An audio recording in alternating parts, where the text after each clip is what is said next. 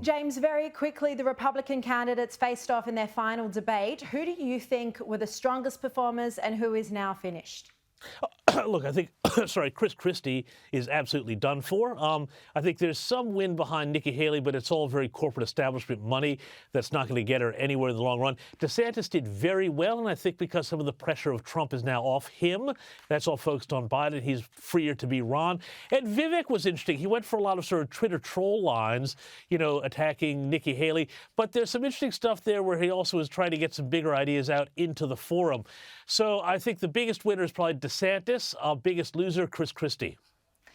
Matt, we've seen comedian Russell Brand. He's been cancelled, but he took to his YouTube channel to promote our new Wuhan documentary. He expressed his shock at the fact that our revelation that scientists deliberately downplayed suggestions that the virus had leaked from a lab. Have a quick look.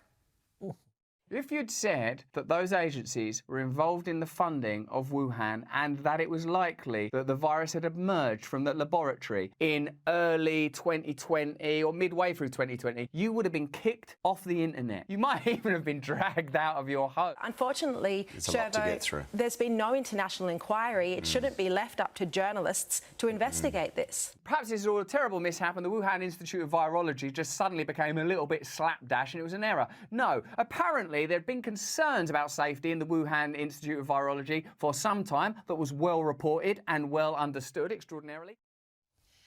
Matt, he raises the point that there are no COVID inquiries that are actually examining the origins of the pandemic.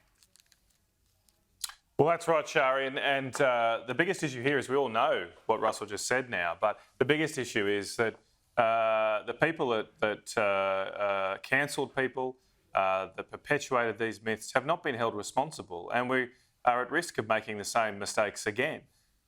We haven't learnt our lessons, I don't think, and in the new year I'll be bringing legislation to the Parliament to have a proper independent COVID inquiry here in Australia, something the Prime Minister has not given to the Australian people.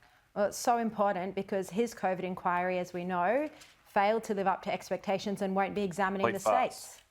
Matt Canavan, James Morrow, thank you both so much.